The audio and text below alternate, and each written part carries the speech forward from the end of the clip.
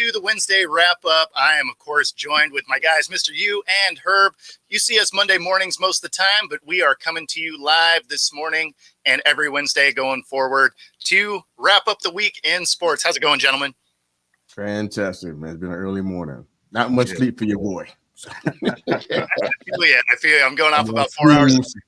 Well, I got enough sleep for both of y'all then, so I'm good. Nice. Oh, sorry. Sorry. If you're on the West Coast, grab some coffee. Go for a ride. Yeah. All right. Well, I want to open the show up with the craziness that is the NFL coaching carousel. Obviously, we have a couple of head coaches that have been fired that you knew were getting fired, right? It's the ones that are still holding on to their jobs that are a little bit surprising. I have to admit, I was kind of surprised Frank Reich got fired, right? Getting fired 2 years in a row. You didn't really have a lot of influence on the draft coming in. I don't know that he necessarily got a fair shake there. I didn't love the hire to begin with, but I think he got kind of slighted. Obviously, the Raiders firing their guy, he should have never got a shot. So that makes sense. But who are some of the guys you guys think are on the hot seat? I mean, you already know that I'm going to say Brandon Staley because every week. Yeah, because every week. Yeah. Staley is definitely it. Yeah. I'm not sure he's at the top of my list, but he's pretty high up there. McDaniel was the first one I was thinking about, but Rivera, man, this is he has a I forgot what the numbers are, but he has a not a great track record right now over the past several years. Matter of fact, since 2015, I guess since he was coaching Cam, and he keeps getting jobs. It's like he's and now he pretty much fired everybody around and almost burned the whole house down except for one room that he's in. It was like, okay, this has to come to an end at some point in time, right? So I'm thinking he's going to be the next guy to get that boot. Yeah, I mean, I definitely think you're right. I mean, this almost seems like it's just the easier way for the ownership to not have to fire everyone on the same day. Right. They're like, hey, you take care of some of these firings for us. You're still walking at the end of the year. Right. Because I think the general consensus is he's gone at the end of the year. So, and it's like he's keeping jobs because he's well liked. But at some point, you can't keep your friends around. Like, can we get some wins on the field? So, I definitely feel like Rivera's gone. And I mean, getting to a Super Bowl definitely gives you some leeway, right? Like, if he would have never made it to that Super Bowl, I don't know that he would have lasted as long as he has in these locations either. Yeah. Raise your hand if you knew that Eberflus would be here still coaching and McDaniels and Reich would be gone. Nobody thought. How is that? We thought the Bears were going to be horrible. You're right. Eberflus, his name's at the top of he was on a hot seat like in September. Exactly. And he still got a job because the Bears. They don't know what they're doing most of the time. Yeah, they're a dumpster fire. Yeah. I think Fields getting hurt actually helped him out a little because he probably used that as an excuse for a while. Well, I don't have my quarterback. I mean, you're still terrible, but okay, if that's what you want to extend your extend it with, fine. But we don't believe in it. So that's the only place I push back on that, though, because going into week 14, there's 12 backups starting. That's a third of the league, man. I didn't say it was a good excuse. I just said I imagine that's all he had at the table. You can't forget Belichick. His name is always floating around that. Oh my! So I just don't think he's going to get fired. I think they're going to let him walk the way he wants to. Yeah. But it's been abysmal this year, so I 100% agree with you. It should be on the hot seat, but I think because of what he's built up, they're like, well, we're going to negotiate this as if like you're walking away, but you're not staying after this year. So however you want to word it. Yeah. Don't be shocked if he's still in another year. Well, so here's the thing with that is I think he can be. And as long as they take the GM role away, right? If they just let him coach, right? They bring in a different GM, They correct some issues that they have on the offensive side of the ball. Like all 35 players of it. And then everyone, here's your pink slip. We're starting right. all over. But if you look at the Pats defense, but the Pats defense is actually pretty solid. Yes. Right. So, if you kept that defense in place and you brought in some playmakers on offense, you get a GM and, you let Bill do what he does. I think that team could be fine. It'll be whether or not he wants to give up that role. If he doesn't, at the end of the year, I think you say, hey, it's been fun. Thanks for the rings. Best of luck. But yeah, he's definitely not a place to work. What's that? Maybe attracted to work there. It doesn't seem maybe attracted to work in New England. It doesn't think it's a good job. I don't know what GM's going to want to do that, because if Belichick has that kind of weight, you're gonna be dealing with this stuff the entire year. I don't know if I'd like that. Yeah, well, but you're gonna get a new coach after next year anyway. Because next year is the end of after next season's the end of his contract. So you would only have to deal with Bill for one extra year if they went that route. Right. Ultimately, I think he leaves at the end of the year too. Yeah, but, I do too. Is Bill the type of guy that if you're a GM and you're forced on him and you bring in some guys, would he just sit the guys that you brought in as a show of protest, or like? Oh man, he's doing that. Like he has that kind of petty in him. He does. He definitely does. I think he has that level of petty in him. I think he would do that. Yeah.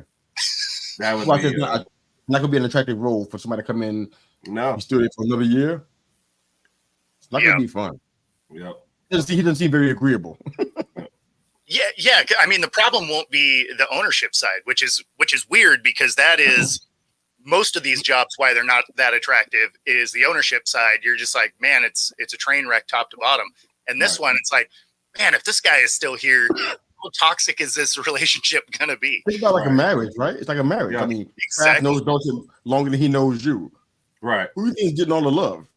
So you're getting married. You're getting married to Kraft, but the ex-husband is still sleeping in the bedroom downstairs. So you're like, and you won't put him out. And this isn't awkward. He's like, yeah, I'm just gonna be here for another year. Don't worry. Awkward. Squatter. Yeah. So my buddy Nick dropping in, first team in 80 years to lose 3 straight games by 10 points or less. Yeah, I mean, they haven't given up any points. Yeah, that's the weird points in 3 weeks. So. Yeah, no, it's crazy. It's crazy. They were like, hey, you're giving up 10 points and 10 points. We need you to give up less. All right, we gave up 6 points. All right, still lost. Like, what is the benchmark here? If you give up less than they got to pitch a shutout. I mean, they got to pitch a shutout to win a game, which is. I'm going to do you one more. They need to score on defense for them to happen now. That's the problem. They had a great team on paper, man. Yeah, and this is exactly right. Pats don't have a skilled player to save their life. It's no, I mean it, and all of that's on Bill, right? Like he was that guy. He's like, I want every guard in the draft and a kicker and a punter, and who cares about offense? Every single time. It's crazy. Wow. And it's funny because you would think that offensive line would be better than it is, being as he drafted so many linemen. What about Dennis Allen from New Orleans? He's definitely on the hot seat because that roster has so much talent to be as bad as they are. And in a terrible division. Yeah, the fact that they're not leading their division is mind-boggling when you figure it's being led by the 6-6 Falcons. They built to win now. With Ritter in and out of the starting position. So that was my thought too. Especially as being one of the people who picked the Saints to win the division, I'm thinking, are you just perpetually underachieving? Even Saints fans have already started it, trending on Twitter or X, whatever you want to call it. Fire Dennis Allen. So oh yeah, no, he definitely has to go. I mean, if you're behind a team that has a rotating cast at quarterback, and they can't figure out how to use Bijan, which is insane because just put the ball in his hand and let him do stuff. Right. And the fact that you're behind that team, it makes no sense. Yeah. So he definitely win now, man. It's probably not going to happen.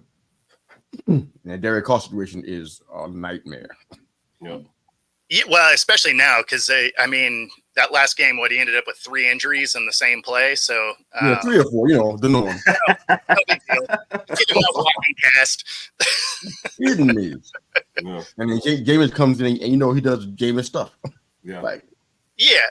Jameis is an all or nothing kind of guy. It's like I don't like, we might check down, we might move, and then I'm throwing it 30 yards downfield into triple coverage. And it's crazy, but that's just who he is. Yeah.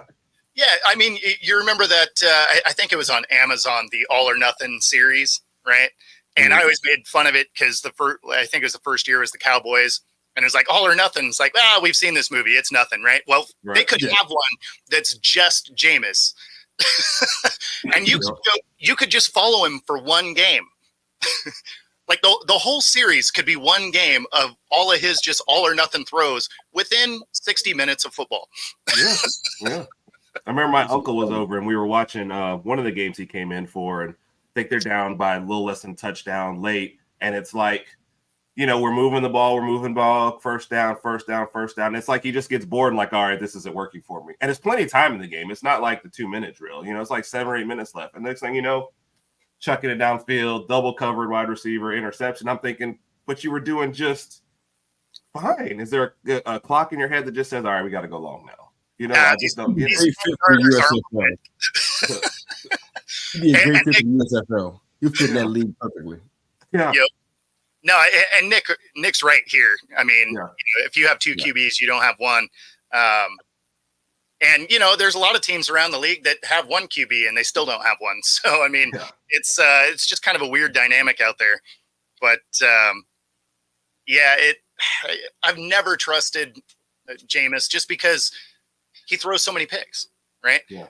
It was one of the things that was funny when the Vikings, they get their quarterback hurt. They're like, oh, go get Winston. It's like, you guys already fumble constantly. Yeah. You want to add a couple of picks a game too?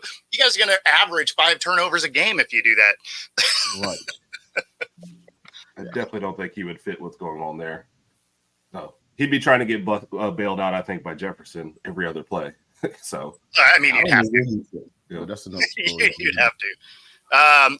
Another one. Speaking of the Falcons, I think Arthur Smith is probably on his way out the door too. Just because, I mean, you can't figure out how to use Bijan. Come on. I mean, which it seems like they figured it out every other game, and then like it works, and they're like, I don't think it's going to work another game, so then they stop. That's what I don't understand. It seemed like earlier on in the season, it was getting more touches. He was really dynamic, and they were like, I don't believe it, so we're going to go away from it. Versus having someone stop, Yeah. Well, I mean, that's the biggest thing, right? Use it till someone can stop it, and then figure your way around it. If nobody can stop it, like that, tush push or whatever they're calling it today, once someone stops it, hey, they'll stop running it. Yeah. Atlanta never really had a great history with how to cultivate running backs. I kind of feel like that's on their coach. I mean, they had guys like I thought were good. If you use them better, they would do great, like a Tevin Coleman. They by guys like Devontae Freeman.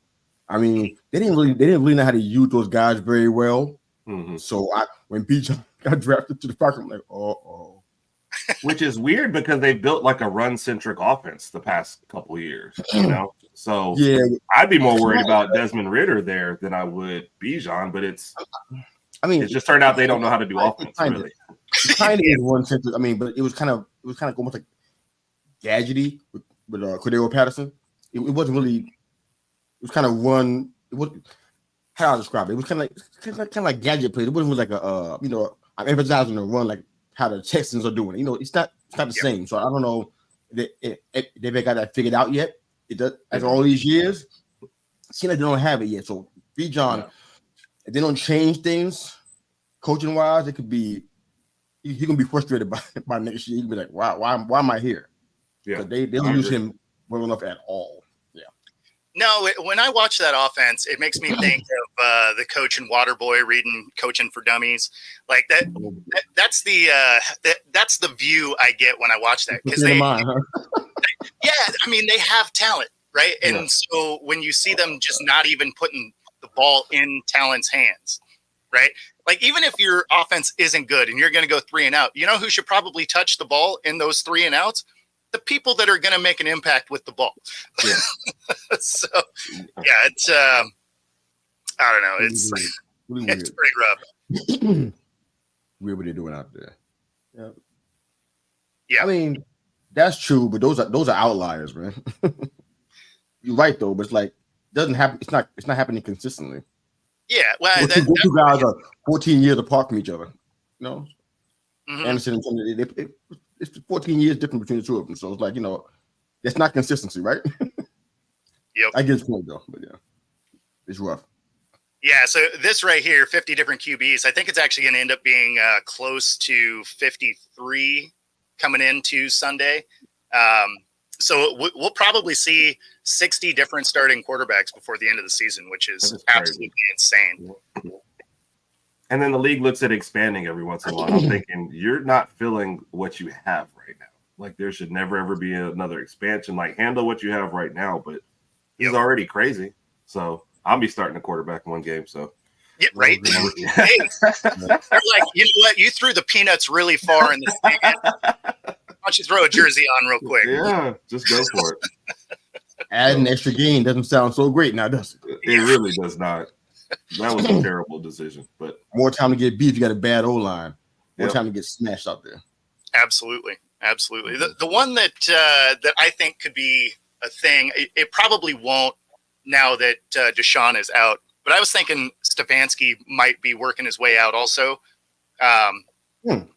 Just because, the only reason I say that is that the Browns are another team that have a ton of talent that just can't quite figure it out. And with Deshaun, you know, outside of the game that he got hurt in, right? He had a great game that game.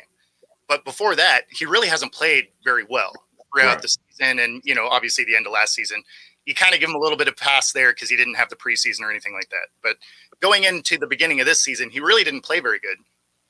And so since his contract is fully guaranteed, they're not moving on from him. So that's where you look at, well, there's a potential that your head coaching might have to make a shift just to see if you can get something different out of him that Stefanski isn't. Now that he's hurt, I think that actually probably helps his job. If he goes before Eberflus, Staley, and Rivera, we are officially in the bizarre world. Yes. Because I'm not picking Stefanski over those guys. Those other guys. Oh, no. I think to his credit, he's kept this team kind of in the race too, even with all the injuries and terrible play. And I would almost say, like, what, you know, who made this trade for Deshaun in the first place? They need to go. So if I was a coach, I'd distance myself from that one as much as possible. I had nothing to do with it. That was a bad deal. You know, so it's almost like he's making the best out of a terrible situation. And then the drop off from injured Deshaun Watson to, I guess, DTR and stuff is just, I don't know. So you have a championship level defense and no offensive play whatsoever. But like you said, you have skill positions, even, you know, with the injuries, with Chubb getting hurt, still have decent running back through, you know, so they've invested in the wide receiver position. So, I mean, I'm surprised that I guess because he said with Deshaun and guaranteed you can't really go out after another quarterback, but this is a team that, you know, has playoffs and the division is winnable. And you're just kind of floundering. Well, the Bears, nobody's going to say anything about Stefanski. Yeah. No, well, so those guys are almost like a foregone, right? You're like, those guys are getting fired, right? It's just win. This is one of those kind of bubble coaches where it's like I could see them doing something just because they're underperforming with a team that roster-wise is kind of set to win today, right? Like it's not, hey, we're building to the future. It's we got dudes all over this roster, and why aren't we getting there? And weirdly, the drop-off really isn't that big from Deshaun and, you know, anything that has backed him up. Like he's had one good game all season. So, and then he got hurt in it. Money well spent. I mean, that's a very Browns thing. Yeah. In that same vein, then what about Saleh from the Jets? Then another warm seat. Yeah, so sort of. Not how it's warm, but I think that one. I think he gets a pass for this season because they realized that Wilson wasn't the dude, right? They went and got their guy. 5 snaps into the season, his leg blows up. I mean, I think he gets a pass just because from that point, it's really on the GM to have not gotten another guy to be in that quarterback room, because you already knew Zach Wilson wasn't the answer. Right. So you should have moved on and got somebody that is functional back there. Right. And especially now, right? Because they were talking about potentially bringing Zach Wilson back in, and he said he was reluctant to do. You want to be a starting quarterback in the NFL, and you're potentially going to get your spot back, and you're going to be like, I feel like you get let go like right then. Right. Like, as soon as you're like, I don't know if I want to do that. It's like, cool. Well, you're not, because you're no longer on our team. Like that is how I would have approached that. The fact that he's still there is amazing to me. But again, that's more on the GM front office type stuff than on Saleh. So I think he gets another year just because they had their home run hitter. They swung big to go get him, and then he immediately gets hurt, and they had no backup plan, which is crazy to me for having a 40-year-old quarterback. Seems like you needed someone in the room. Right. I agree. And that's add to that fact that the defense is ready to revolt against you every week, and now you still decide not to go back and win. They're just like, that's just going to be worse. So, yeah. If this happens next year, he ain't gonna make it. Yeah, that's a very different story for sure. No, that's for sure. The other one, it could be, again, kind of a fringe one would be Todd Bowles down for Tampa. Right. Because that's another team that, it's not a great team, right? By any means, but it's not a strong division. So it was a very winnable division. Them bringing in Baker didn't make any sense to me, but again, Baker to me seems he's a quarterback to me. Like, it's just the inconsistent play is brutal. That's a coach that could go down because of some just bad decision making. So you guys like fire the whole division? Is that basically what we're saying? I mean, have you seen the records? For everyone in that division, every coach in that division is. That division might get one with a losing record. So I mean, I could see it. Every coach in that division is like on either hot or warm seat. That's really not good. Yeah, well, there you go. 7 and 10 coaches will be fired. That's probably that whole division at the end of the year. I don't know. It's as much as you want to give Saleh a mulligan and give him a break. It's like, man, I wonder if Woody would do that. That's what I'm thinking about him more than I am the coach. I wonder if he would just want to kind of just make a clean slate. I mean, the defense is playing decently, I guess, and that's his bread and butter. But it's like it's so bad right now. It's atrocious. It's like if you can't bring them to the table as a coach, I mean, you still got to coach some semblance of the offense still, right? It's still part of your job, right? You can't do that at all. It makes people wonder, what? Can you have a long-term success in this? Because Bo and I have talked about that thing many times about defensive-minded players that, coaches that end up becoming a head coach, and it doesn't turn out well. So it's like this is thousands to be that same kind of thing. So I kind of get the whole Saleh reference, and I think his seat is a lot warmer than than most people think. Yeah, it may not be a given that he's going to survive it. Yeah. So I think to your point, man, some guys are just better coordinators than our head coaches, and I realize that everyone aspires to be there, but sometimes your expertise is just on one side of the. And it's not, it's not a knock on you to not be a good head coach. Like sometimes you specialize in one thing, and that's what you're really, really good at. Well, but if you're going to be the head coach and you're really good at, say, defense, then make sure you go get a good offensive coordinator. Now, the problem here is you're only going to have him for a couple of years. But, if you can kind of pinpoint those guys you want to bring in, and even when you have your guy, kind of be looking for that next guy because you're going to lose him, right? Because if you're not the offensive mind, but you're a defensive guy, you can make the defense work, then, you got to make sure your pipeline of offensive coordinators, it remains full, because as soon as you see these defensive guys have to call, offense, it doesn't go great. It does not.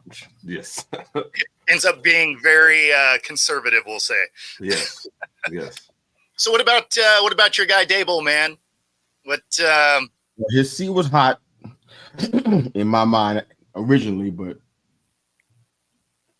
the team is rallying around him, and they seem to like him. They seem to like what he brings to the table. So the seat is not really hot right now. I probably will call it kind of like lukewarm.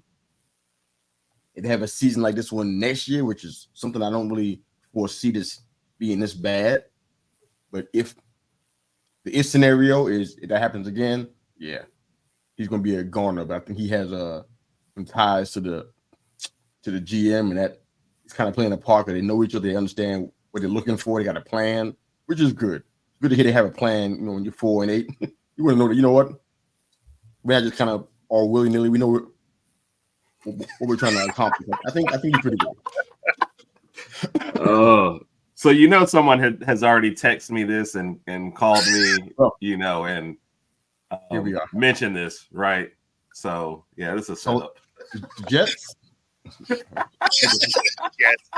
Oh, I would assume Baltimore or Kansas City. I guess they just lost. I'm assuming it's Baltimore. Raj, it's not the Jags. They just lost. So we're talking about head coaches about to get fired. Is McDaniel in that list? Why are we discussing this? Because he's been waiting for his chance, and I imagine he has to go into work soon. So like, if I don't get this question in, I'm not gonna get it. You guys had a show yesterday.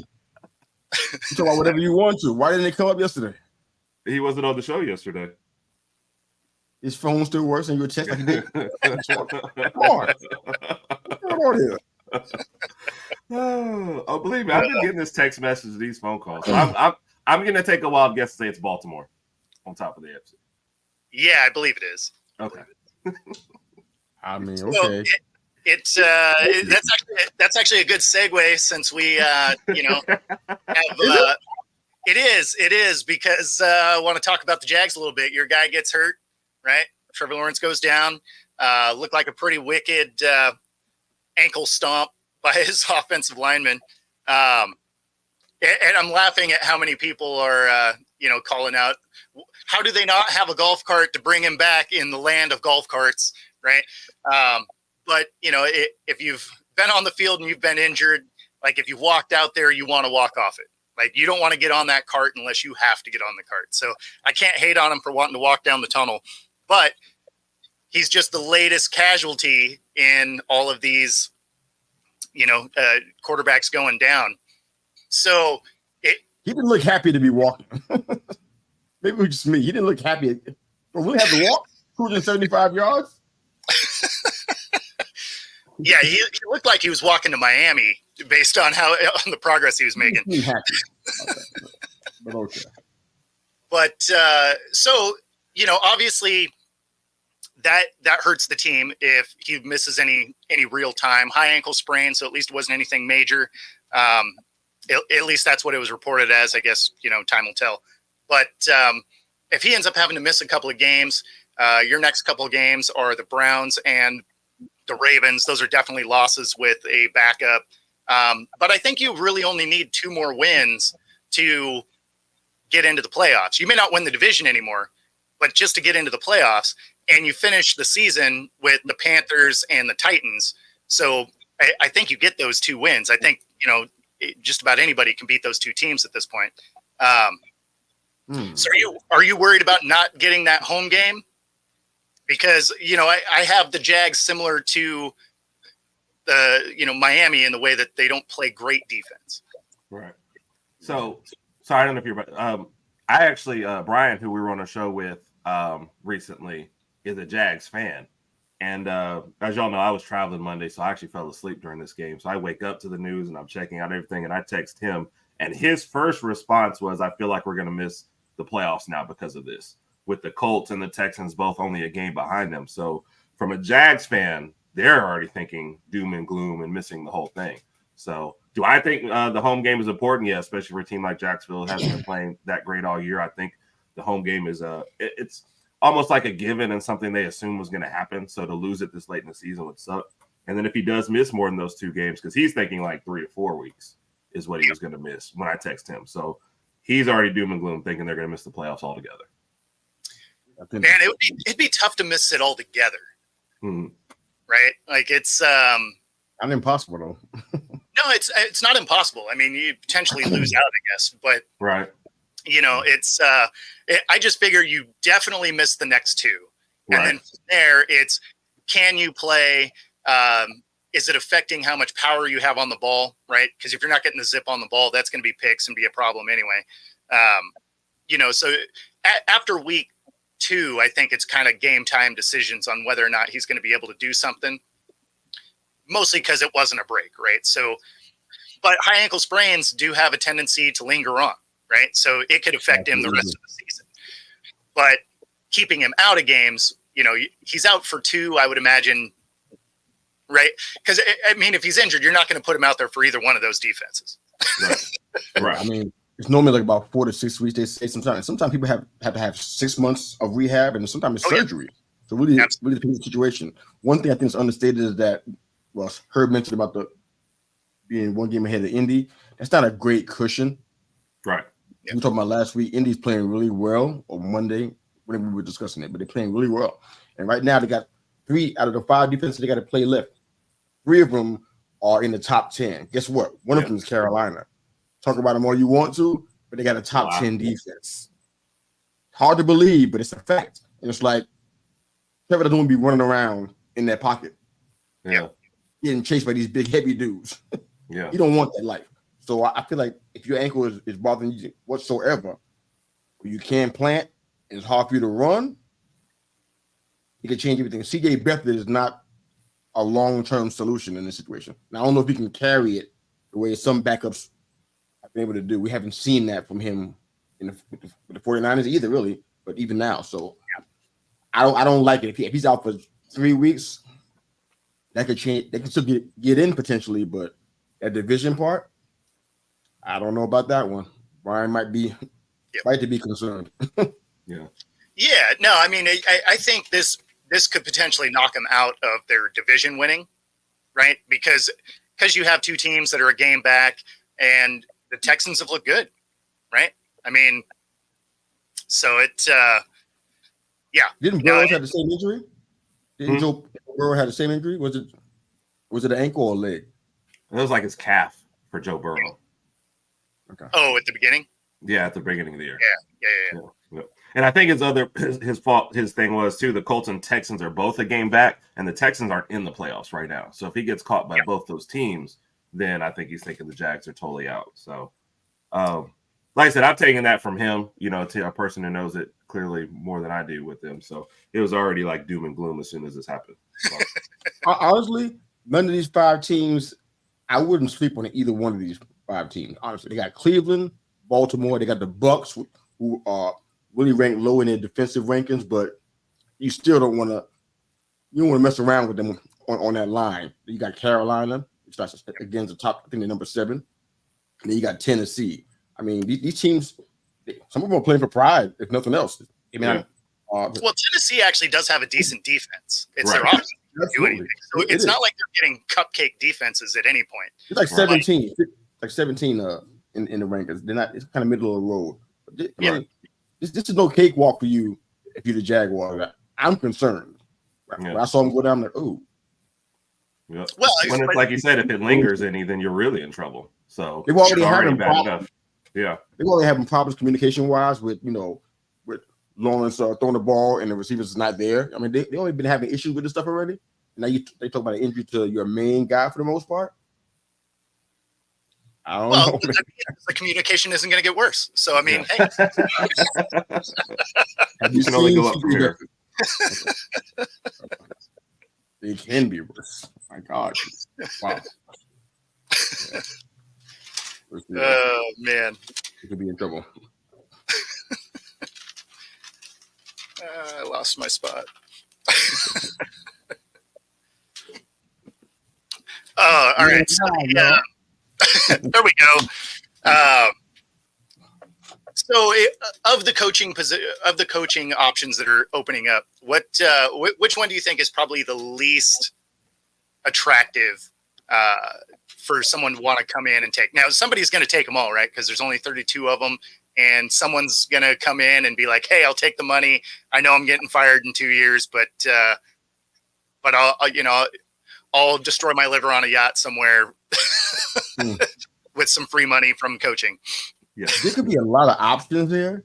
You guys mentioned New Orleans, and I just kind of feel like they're built to win now, and they probably won't.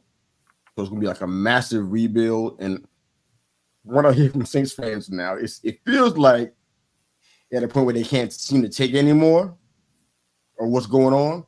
It could be an ugly place to work, but I'm still going with Carolina only because Tepper has a notorious quick trigger.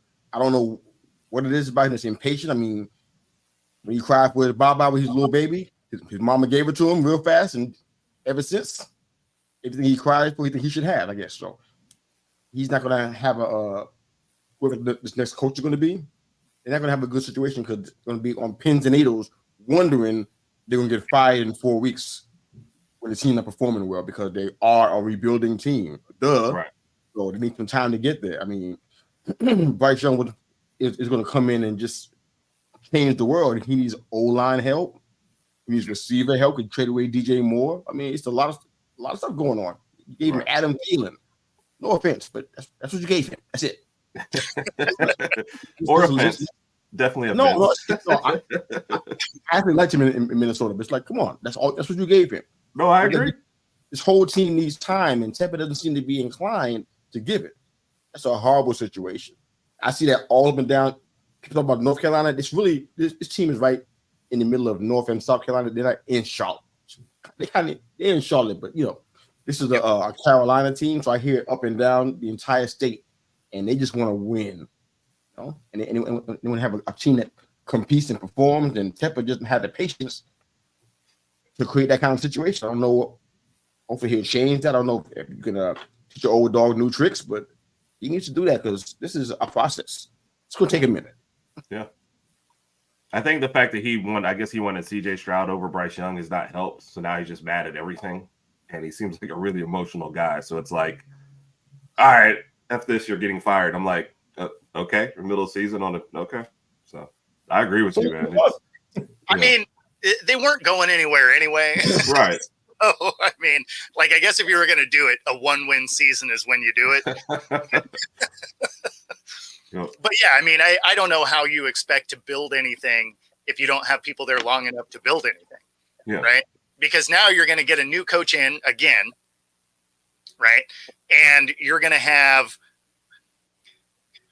a bunch of guys that they didn't try and bring in that they have to try and make into something. I mean, that'd be like you were like, all right, I'm going to build this Lego set, and here's some Lincoln Logs and some Kinects, but I got 3 Legos, right? So I have 3 things that I know what they are, and then I got the rest of this bag of stuff that I'm going to try and build something with.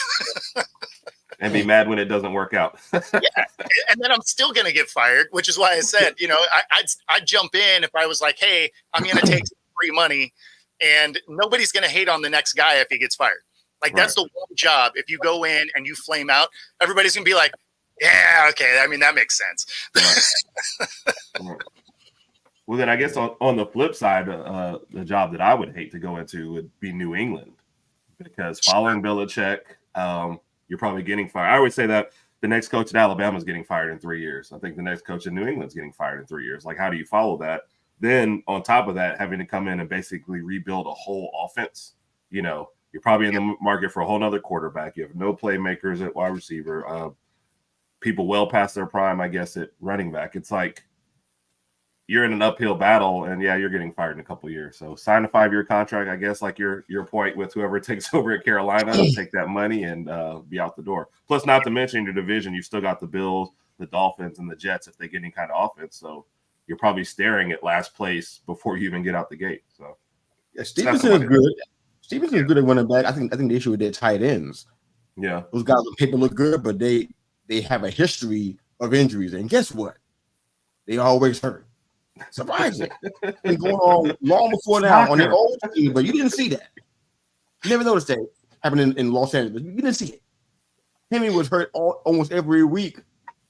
Yeah. No, it's funny. I think, to your point in Alabama, I think you are absolutely right. The next person in there, they're gone immediately because Saban's still getting to playoffs, right? This is where I think someone in New England actually has a little bit of a shot, right? Because Belichick has not had a good team the last couple of years. True. And you're going into it knowing that you are probably last place in this division. So you might get a little bit more time to try and build something. Now, the fan base won't love it, but I think Kraft would afford you that time to try and build something. But only because Bill is going to be leaving after really just falling off, right? It'd be one thing if they were still challenging for a division lead, something like that. But I think Kraft would give the next guy, I mean, unless they're just horrible, but if they come in and they have a 1-win season or something, maybe not. But if they are doing it, if they're doing what Bill is doing or a little bit better, I think they get some time to bring their team together. That's a weird situation.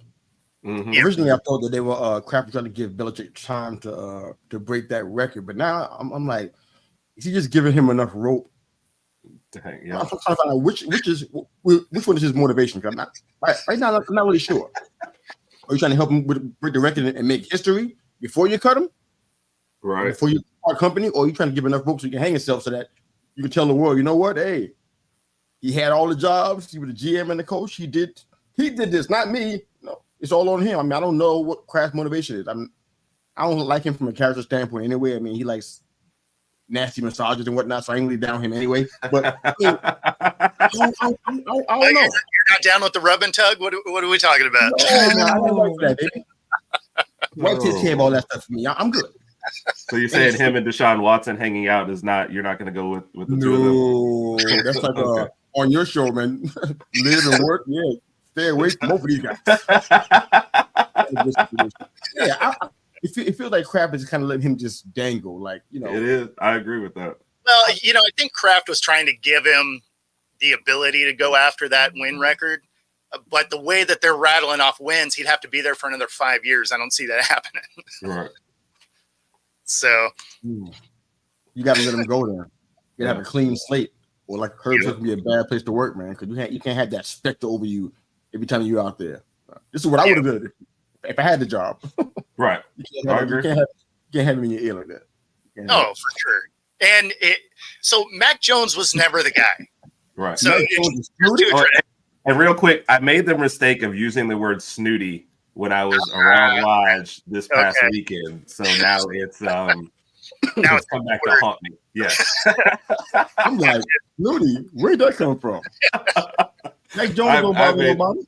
Yeah, I will say his body language and his attitude seems way different than anything that we saw at Alabama. It's and I guess maybe a byproduct of losing at times, but I still think there's no excuse. You feed off your quarterback, and it's when he's over there, it looks like he's pouting at times or throwing stuff. It's definitely not a good look. And then look, yeah, he hasn't had the playmakers all the time, but I'm thinking of some of the, was it the goal line interception he throws, which is just a terrible pass. Like at some point, some of these plays are on you. So is it all his fault? No, but does he have to shoulder a lot of the blame as a quarterback? Absolutely. And I think he's got to own that. So that's fair.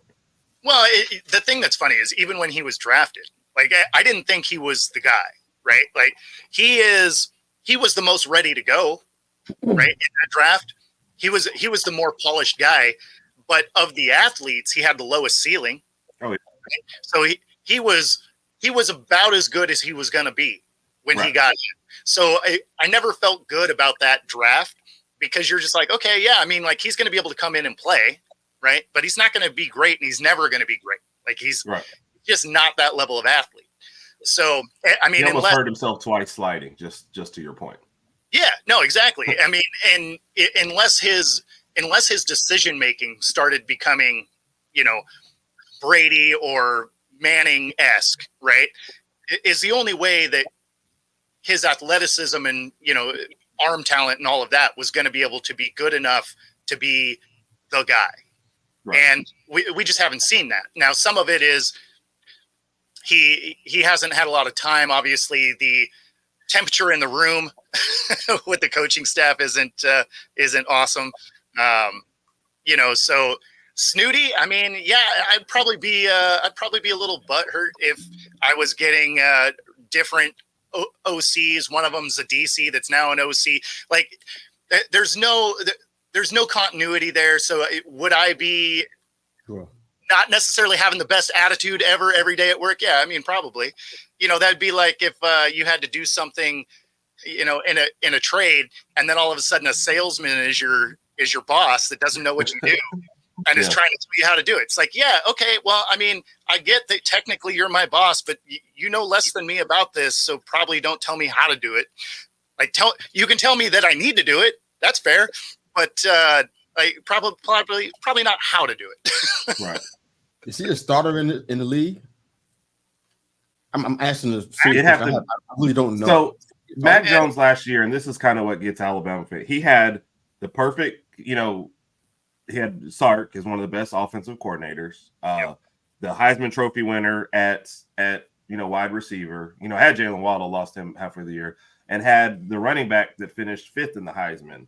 And Mac Jones is a great guy where if you've got a great line and you draw up a play, he knows where everybody is supposed to be.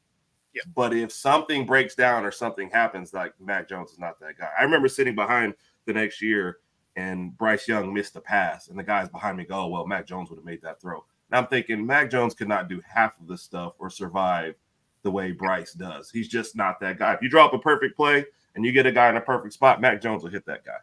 If that guy gets pushed off his route or, you know, doesn't get open right there, he's not that guy after that point. And that's just a reality. That's not a hate on Mac Jones. You know, I love him, won a championship here, but he's not that guy after that. And that's really what it is. Like he's a serviceable quarterback. I would give him, he's a bridge quarterback at best, is really how he should be viewed, is kind of that's my feeling on him. He's not your franchise guy. Okay. But I think him making the Pro Bowl probably actually hurt what went on, because then they just assumed they didn't have to do that much more and didn't actually build around him. So I think both of those things hurt. But well, yeah, because they ended up shedding talent after that. Yeah, so, like, he's good. yeah, he can do it all himself. It'll be fine. It'll be fine. We'll get him a punter. Yeah.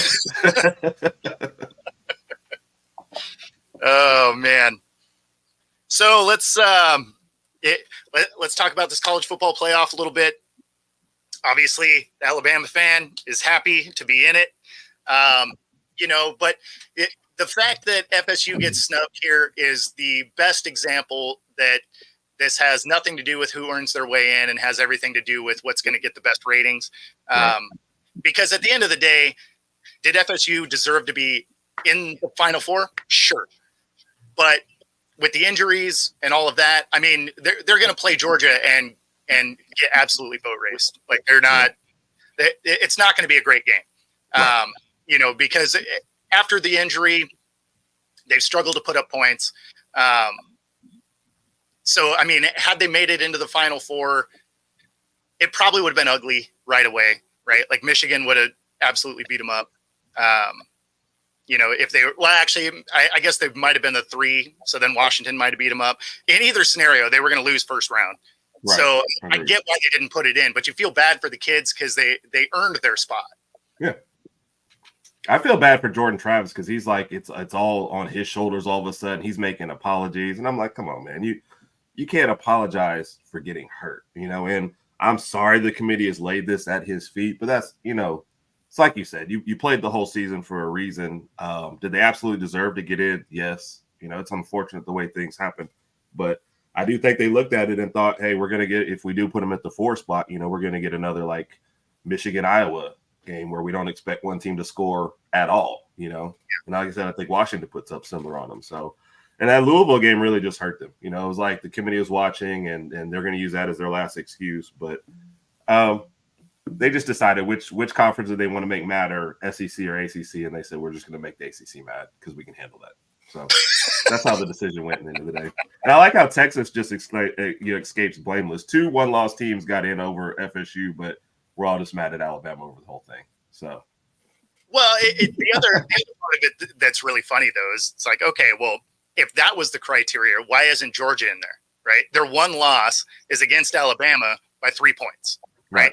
So, like, if you wanted the best 4, seems like Georgia probably should have still been in there, right? They got one loss, 3 years, like, back-to-back champions coming in to try and 3. Like, none of it makes sense. Yeah, I had a Georgia guy on the show last night, and that's he didn't want to make that point. He was just trying to be gracious, so I made the point for him. I said, look, y'all have as much to argue about as anybody, and it switched that loss. If that 3-point loss is at the beginning of the year versus the last game, Georgia's in. So you're basically saying timing matters more than what but sometimes we excuse the early season loss because, this team's still growing. But in the case of Texas, Alabama, we said, no, we're going to hang that loss. And then they kind of backed themselves in a corner saying, well, even if Texas isn't playing well, we can't take them out because of anything. So that's what they did. So Texas and Alabama became a package deal. And that's really where they backed themselves into a corner. So, because Georgia absolutely is one of the 4 best teams in the country, I believe. So, yeah, well, I mean, a 3-point loss was interesting to drop them from first to what they ended up 6th. Yeah. Like that seems like a huge drop for another team that was borderline top 4 at the time, right? So it's just a very weird thing. I'm excited to see this 12-game playoff. Obviously, some teams are still going to be mad, right? But those teams, if you're a fringe team in a 12-game playoff, or I mean a 12-team playoff, you're truly a fringe team. Yes. Like you won't be suing anyone. Yeah, right. So like that's one of those where I get you're mad because you got held out, but you had a couple of losses and whatever, so you're that makes sense. But when you got an undefeated team not getting in, you're just like, well, I mean, wait a minute here. Plus, there's just by design some stupidity, being as you have a Power 5 conference, right? 5 different conferences. You got 4 playoff spots. Like, what are we even talking about? You can't even get all the conference champions in there. Yep. Remember we talked about that when they first went to 4. That was just a terrible decision, and it was like kicking and screaming to move up from 2. Imagine if we had 2 this year. I mean, you get the 2 undefeated teams in, and then everyone else would still be like, "That's it," And then they kind of got lucky that you had 2 undefeated teams this year. So, well, I mean, 3 though, because then you still have Florida. Oh State. yeah, I'm sorry. Yeah, I'm like, and then I'm as bad as the committee right now. So that would have been even worse. So Florida State doesn't even count. They're just like, It's bad no matter how you slice it, man. Yeah. I mean, at this point, they got Georgia's 13.5-point favorite. So it's like, wow, it's a big line. Yeah. I'm saying, and as more people opt out, it's I'm sorry. All Seminoles can do is go inside there and destroy the Bulldog. That's all they can do to say, see, we were right. We should have been in. Right. They go in there and take that kind of L, like what's being projected. Yep. And they get beat, like Rod said, get beat by 4 touchdowns. If that happens, there's nothing else to talk about. Because that would have happened in the big playoff picture on a national. I believe it.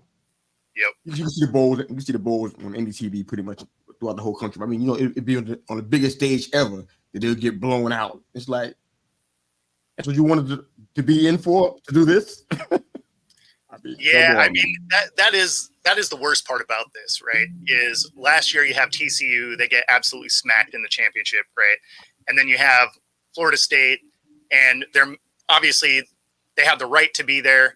They're not going to be, but I mean, they're going to get the train ran on them. Like it is what it is. Hey, Bo. I ain't heard that term in years. Oh. I thought this was a family show. Yeah, I'm like, what kind of show? What are we doing up here? I ain't see no PG ratings. This is Oh on my network goodness. TV. It's all right. Okay. Hey, Bo's the host. We're just gonna follow his lead. That's So right. he says it's I good. got kids. That's how they happen.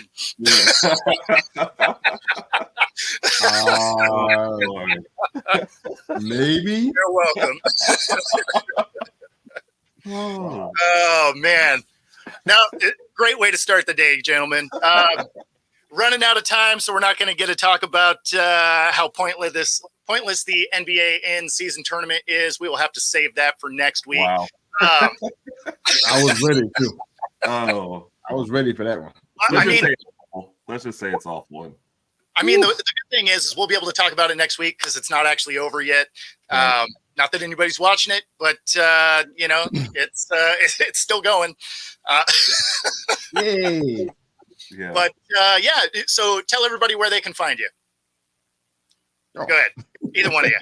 We're on Facebook, Instagram, LinkedIn, and Twitter at They Call Me Mr. Yu, MRYU, and of course on YouTube and on They Call Me Mr. Yu, the podcast with these handsome gentlemen, 9 a.m. EST every Monday morning.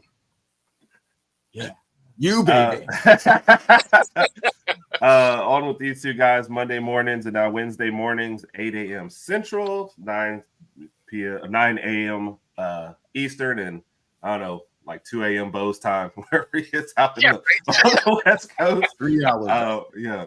Her Barrage Podcast. If you search that on YouTube or look for This Is Tube, you can find all our content ends up getting streamed there. And then as well as Twitter, you see the handle at Raj Herb, Facebook as well. And that's everywhere you can find us. You search YouTube, you can find everything we've got. Yeah, no, it's funny because I get people saying that I never sleep, and they're not wrong. They're not wrong. I believe it. Pretty much always running around. So there is that. For me, obviously, you can watch me right here on YouTube at Football-Talk on the Roku channel, Northeast Streaming Sports Network, and of course on all social medias at Football Talk with Bo. And other than that, enjoy the rest of your day. Get some more coffee. Let's kick the day off right.